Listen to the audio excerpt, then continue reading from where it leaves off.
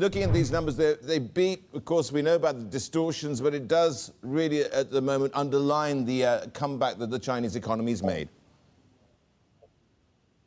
That's right. And I think that this is, it's really showcasing a few things that we saw this first in, first out reaction from China and the Chinese economy.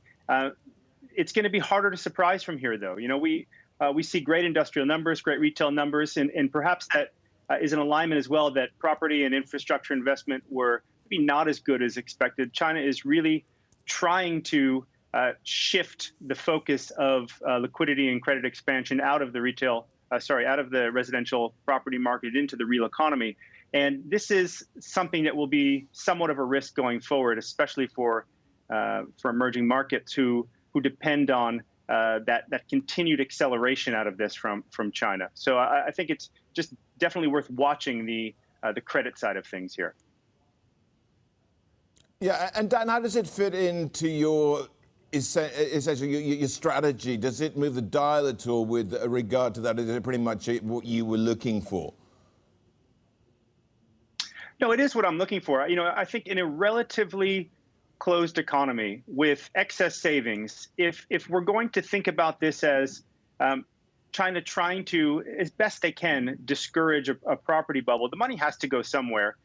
Likely it's going to continue to go into equity markets, and equities should be the beneficiary of that. We should also begin to see more interest from the international investors in Chinese equities as well. Following on from that, we're already starting to see institutional investors come back into China after being a bit wary since, maybe wary is not the right word, looking for other opportunities since this reflation trend started in late last year. It's, you know, the story of rising yields dominating the overall investment outlook hasn't changed, but institutional investors are starting to look past that a bit and looking back to China now.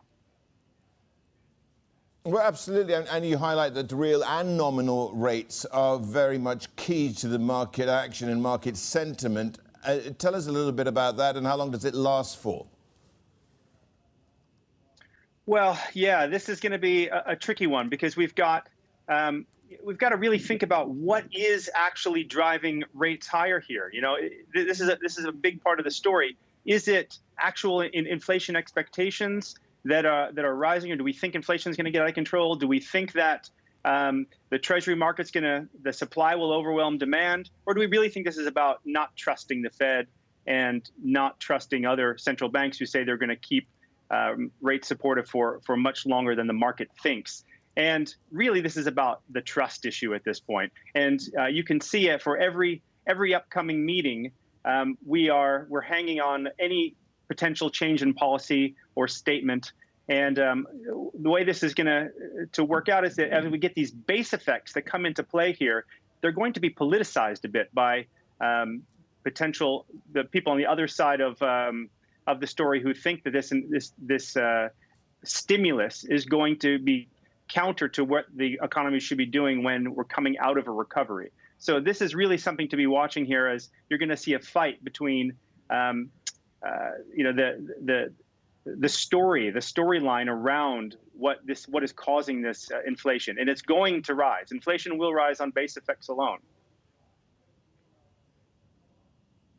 Dan, having said that, what does it mean for EMs? You talked about how EMs are looking towards China and the impact of credit tightening.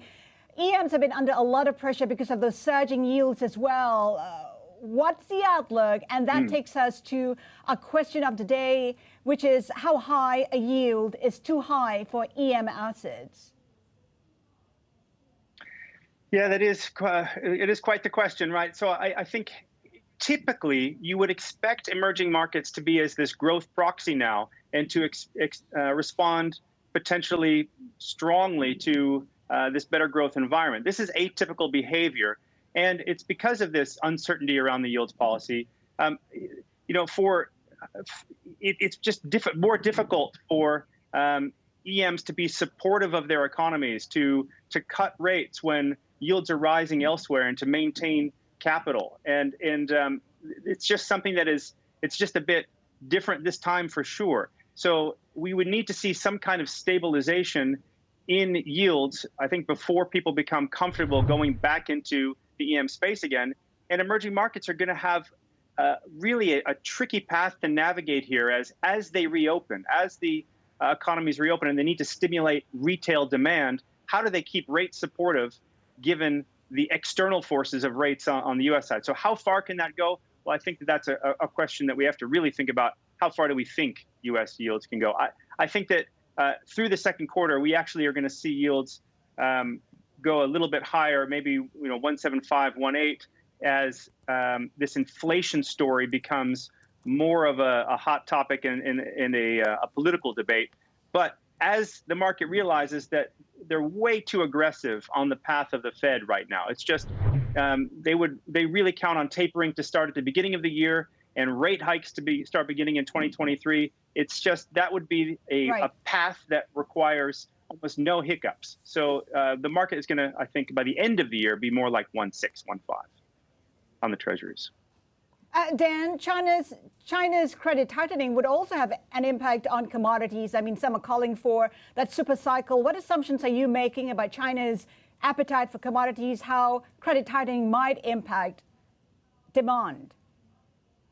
Yeah, this is a bit of a debate even internally here. I think that given their desire to calm credit in the residential property sector, and just given how much harder it is to surprise, and we are seeing some cooling in the growth rate of commodity imports, that there is a good reason why we should worry a little bit. But as we saw from the MPC, infrastructure projects are not getting put on hold outside of residential property. So there is still a tremendous amount of infrastructure, of roadway, waterway, of external infrastructure through Belt and Road. And we're also seeing in addition to China, more breadth in commodity demand. For example, India's imports of iron and steel are picking up very strongly as well. So it is a worry that the residential property will not be as strong to support those commodity prices. There's plenty of else in China that will, and at the same time, they don't have to carry all of that weight because we are seeing and will continue to see a more breadth of demand. I'm pretty positive on materials. Dan, very quickly, at the beginning, you did allude to credit tightening in China. How much of a danger is that looking ahead, very quickly?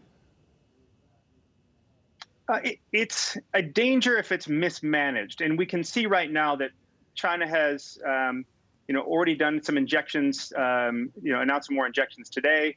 We see they're really concerned about stability. We don't see an over-tightening in M2 expansion, for example, yet. It's just trying to bring it down a little bit as they emerge from the pandemic, and it doesn't overwhelm the system and create more bubbles than they already have. So really, this is the risk is in their management, and I think it's just something we need to watch very closely to make sure that we don't see an over tightening, because that will knock on to the rest of the global economy and be very, very difficult to manage.